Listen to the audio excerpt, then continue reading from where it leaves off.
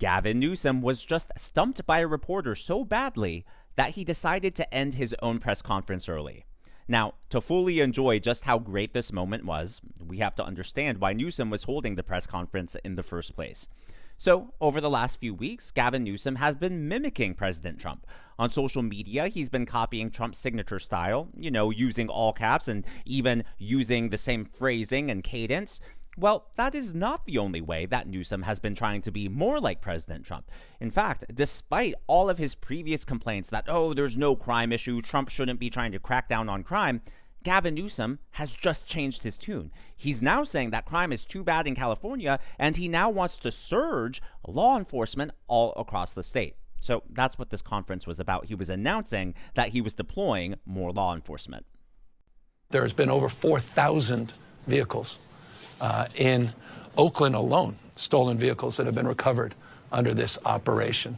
Illegal guns, DUIs, that operation continues again to this day quite successfully, embraced by the new mayor, currently members of the city council, including, again, those that help sponsor this effort at the county level. We've expanded those operations in San Bernardino. We expanded those operations in Bakersfield.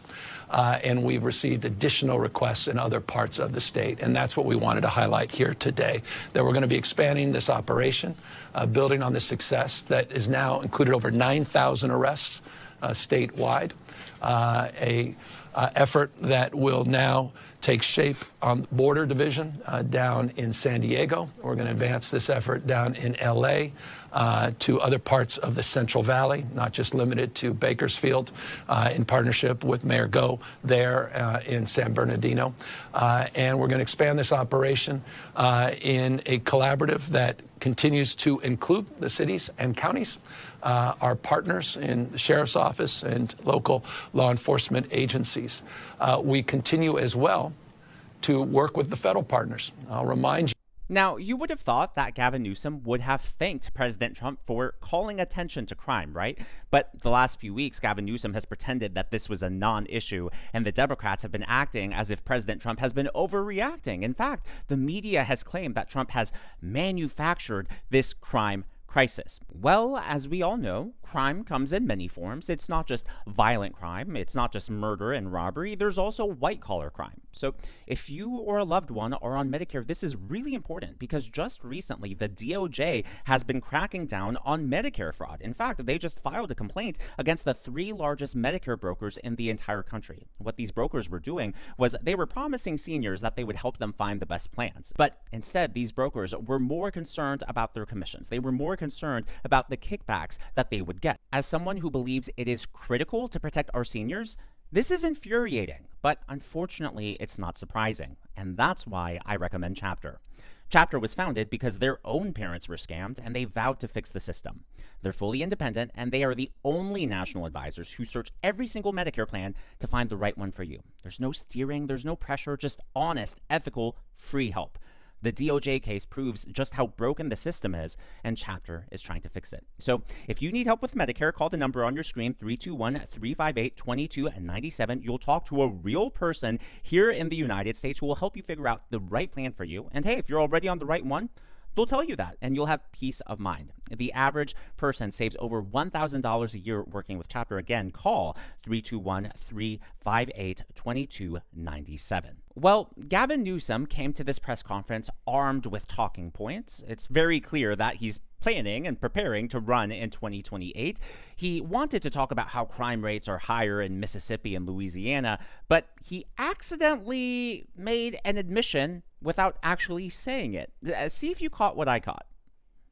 If he is to invest in crime suppression, I hope the President of the United States would look at the facts. Just consider Speaker Johnson's state and district. Just look at the murder rate. That's nearly 4 times higher than Californians in Louisiana. This is Speaker Johnson, 4x higher. I'm just offering, again, you've not seen this on Fox News, so President may not be familiar with these facts. So I want to present some facts to the President of the United States. And imagine this is alarming to the President to learn these facts, particularly Speaker Johnson, who's been such a strong partner an ally in these efforts. So the carnage in Louisiana is well defined. Of course, Mississippi leads the nation as the #1 murder state in America. Imagine this in particular may resonate with the President of the United States. It's got a murder rate 180%. 180% higher than Los Angeles. It's interesting. LA has more people. These are all per capita numbers. More people than Los Angeles. Perhaps the president could deploy the National Guard in every corner of Mississippi. It's Wait a minute. Did you catch that? I thought the Democrats said it was unconstitutional. The last few weeks, they've been saying, first of all, they've been saying there's no crime problem. And then they said that Trump has no authority. He has no right. He has no power to send the National Guard to any of these cities, to any of these states.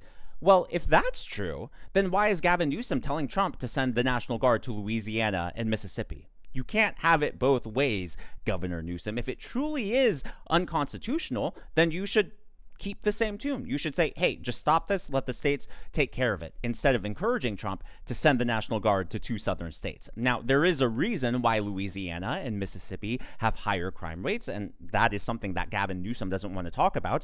Now, it really is a topic for another video, but brief synopsis here. Of course, as many of you are probably already thinking, those large blue cities and Louisiana and Mississippi, well, they certainly tilt the scale upwards, but there are also other factors. Some of them are socioeconomic factors, but it's also the type of crime that happens. So in Mississippi and Louisiana specifically, a lot of these homicides actually happen because of fights in specific communities or in specific families. And no matter how much law enforcement you have on the streets, you're not going to be able to stop that kind of fight, right? Let's say in an urban community, 2 guys are fighting over a girl, right? And some guy goes over and decides to shoot someone else.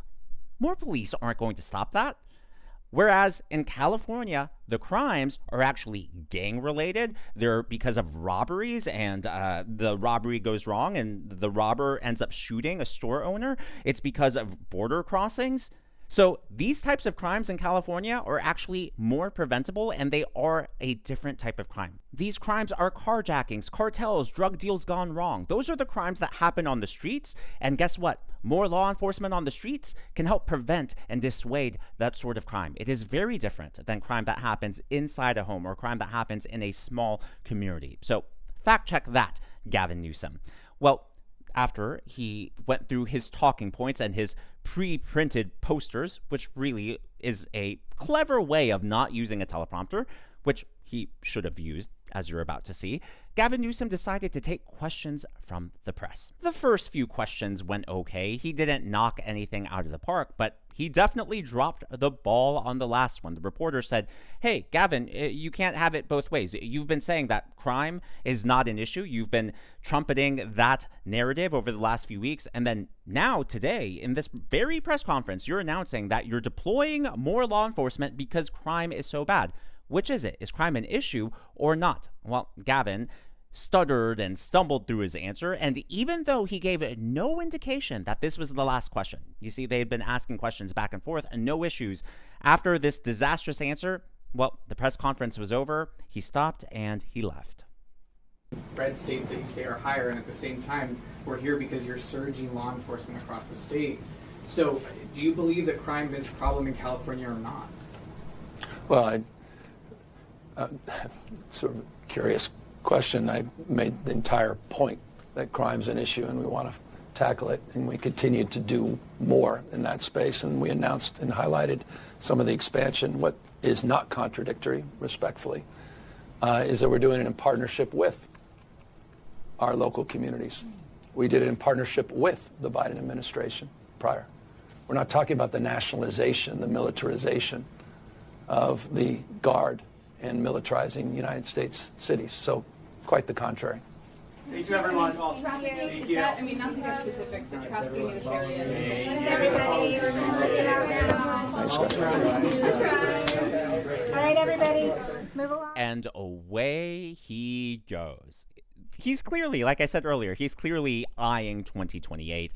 And this press conference is an indication that it probably won't go well for him. Sure, he can stick to his script. Sure, he can stick to his pre-planned talking points. But once he gets a question, and that wasn't even a tough question. It wasn't even the type of gotcha questions that Republicans and conservatives get all the time on the campaign trail, right? So if he can't even, I mean, how do you go into a press conference like that when you're doing a complete about face on your narrative? How are you not even prepped on a basic level to answer that question? A fifth grader would have answered that question better. And if you think about it, it really raises a key question. If you, Governor Newsom, are just going to copy President Trump, if you're going to copy his social media style, if you're going to copy his stance on crime, and by all appearances are going to continue to copy what's working for Trump, why are you even eyeing higher office? So why won't you just sit back and let the heir of MAGA take over, become the next president?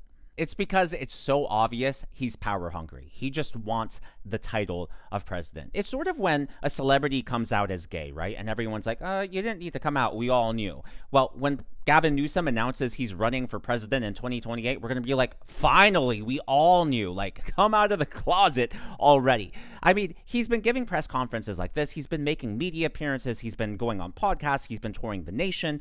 Well, one of his latest appearances was with Politico, and he is just livid that President Trump is the king of trolling. You're not saying you think Republicans are going to stop it? I don't think Donald Trump wants another election. You think for a second you want... I have 24 Trump 2028 hats. His folks keep sending me. And you think he's going to run again? No, don't give me. You don't. Who spends $200 million on a ballroom at their home and then leaves the house? Who spends $200 million at a billionaire who just happens to love America? I mean, President Trump didn't take a salary his first term in office. I don't think he's taking one this time either. Is that being held against him? What's wrong with President Trump improving the White House? He understands. Again, Trump is a creature of real estate. He's a creature of reality TV and entertainment. He understands image. And when you're bringing foreign leaders, foreign dignitaries to the White House, it's important. Like, it might not, some people might think, oh, it's just superficial stuff, but not all cultures are the same. It is important that our capital is safe. It is important that we have the best infrastructure. It is important that we take a look at the White House and the People's House with the utmost pride and take the most care of it. So I just don't get why he's upset. And obviously, President Trump isn't going to run in 2028. He can't. It's unconstitutional. Well, speaking of Washington, D.C., Mayor Muriel Bowser is actually taking a different tune. She is very thankful. She is very grateful that President Trump has deployed the National Guard. We greatly appreciate the surge of officers that enhance what MPD has been able to do in this city.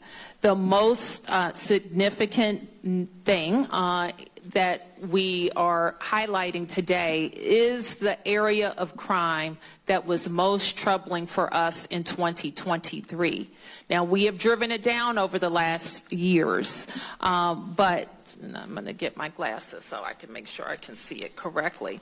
But for carjackings, the difference between this period, this 20-day period of this federal surge and last year represents a 87% reduction in carjackings in Washington, D.C.